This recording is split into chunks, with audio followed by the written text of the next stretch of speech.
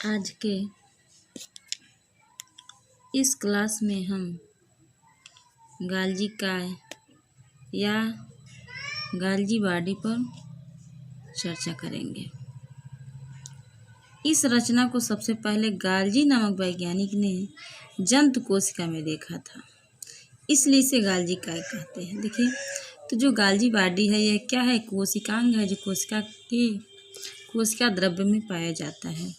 देखिए, गाल्जी काय एक ऐसी रचना है जिसे सबसे पहले गाल्जी नामक वैज्ञानिक ने किसे जंतु कोशिका में देखा था, इसीलिए इनके नाम के कारण इसे गाल्जी काय कहते हैं। देखिए, इन्हें डिक्टियोसोम भी कहा जाता है, अर्थात गाल्जी काय को डिक्टियोसोम के नाम से भी जाना जाता है। प्रत्येक गाल्जी काय में 4 से 10 चपटी, खोखली, लंबी मुड़ी हुई थैलियों जैसी संरचनाएं होती हैं, जिन्हें सिस्टर्नी कहते हैं। देखिए, प्रत्येक गाल्जी काय में 4 से लेकर 10 चपटी, खोखली, लंबी मुड़ी हुई थैली के जैसी रचनाएं होती हैं, जिन रचनाओं को क्या कहा जाता है? सिस्टर्नी कहा जाता है। अब सिस्टर्नी के आसपास गोल थैलियों जैसी छोटी छोटी रचनाएं। देखिए, सिस्टर्नी के आसपास अगल बगल गोल थैलियों के जैसे छोटी छोटी और भी रचनाएं पाई जाती हैं, जिन्हें क्या कहा जाता है? सिस्टर्नी और पुटिकाओं को मिलाकर, अब देखिए, सिस्टर्नी और पुटिकाओं को मिलाकर के क्या कहते हैं? गाल्जी कॉम्प्लेक्स कहते हैं। अर्थात इसको गाल्जी काय को इन दोनों संरचनाओं के मिलने से निर्माण होता है। इन दोनों संरचनाओं के मिलने से गाल्जी काय का निर्माण होता है, इसलिए इनको मिला करके गाल्जी कॉम्प्लेक्स कहा जाता है। अब अगला टॉपिक है आपका गाल्जी काय के कार्य, फंक्शन ऑफ गाल्जी बॉडी। अब देखिए, गाल्जी काय क्या कार्य करता है? गाल्जी काय कोशिका के अणुओं और अन्य सभी पदार्थों को एक स्थान से दूसरे स्थान पर पहुंचाने का। अब देखिए, गाल्जी काय जो होता है वह कोशिकाओं के अंदर अणुओं और अन्य सभी पदार्थों को एक स्थान से दूसरे स्थान पर पहुंचाने का कार्य करता है, और उसके साथ साथ स्रावी पदार्थ को कोशिका से बाहर स्रावित करने का कार्य करता है। अर्थात गाल्जी काय जो होता है कोशिकाओं के अणुओं को एक स्थान से दूसरे स्थान तक पहुंचाने का कार्य करता है, तथा स्रावी जो भी पदार्थ होते हैं उनको कोशिकाओं से बाहर निकालने का कार्य करता है। अब अगला टॉपिक है लाइसोसोम। देखिए, यह एक झिल्ली युक्त कोशिकांग है जो मुख्य रूप से जंतुओं में केवल पाया जाता है।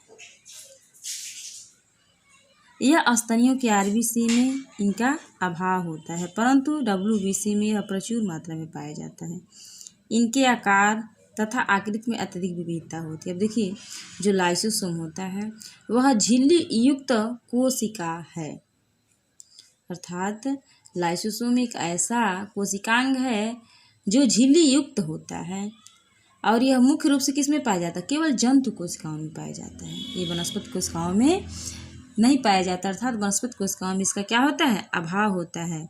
यह स्तनियों के आरबीसी में अनुपस्थित होता है, अर्थात स्तनी जितने सारे स्तनधारी होते हैं, स्तनधारी से मतलब होता है कि वे जंतु जो बच्चे को जन्म देते हैं और अपने बच्चे को, शिशु को क्या करते हैं? स्तनपान कराते हैं, अर्थात दुग्ध पिला करके उसका पोषण करते हैं। उसे क्या कहते हैं? स्तनी कहते हैं, स्तनधारी कहते हैं।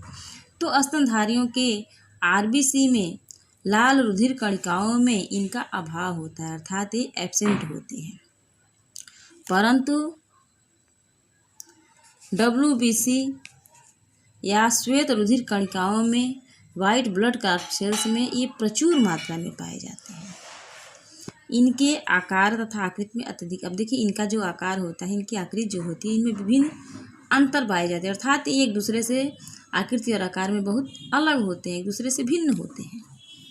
अब आपका अगला टॉपिक है लाइसोसोम के कार्य, फंक्शन ऑफ लाइसोसोम। देखिए, यह कोशिका के अपशिष्ट पदार्थों का निपटारा करता है। देखिए, लाइसोसोम एक ऐसा कोशिकांग है जो कोशिका के अंदर जो भी अपशिष्ट पदार्थ होते हैं, अपशिष्ट पदार्थ से मतलब होता है कि जो उनके अंदर अनावश्यक पदार्थ हैं, जिनका कोई कार्य नहीं होता है, जिनका कोशिकाओं को कोई उपयोग नहीं होता है, उन वर्ज्य पदार्थों को ये अपशिष्ट पदार्थ कहा जाता है। तो उनका ये निपटारा करते हैं, अर्थात उनको यह क्या करते हैं? उनका ये निपटारा करते हैं, उनका ये निवारण करते हैं।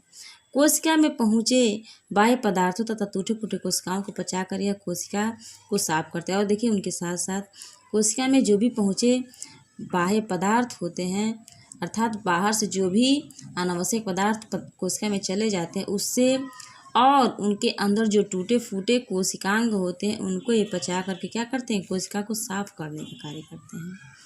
यह कार्य इसके अंदर पाए जाने वाले अर्थात ये जो भी कार्य हैं, अर्थात अपशिष्ट पदार्थों का निपटारा, बाहर से आए हुए पदार्थ और टूटे फूटे कोशिकांगों को पचा करके कोशिका को साफ करने का जो कार्य होता है, यह इनके अंदर पाए जाने वाले हाइड्रोलेज नामक एंजाइम के द्वारा होता है। अर्थात लाइसोसोम के अंदर एक एंजाइम पाया जाता है जिसे हाइड्रोलेज कहते हैं। यही एंजाइम क्या करता है, सारे कार्य को करता है।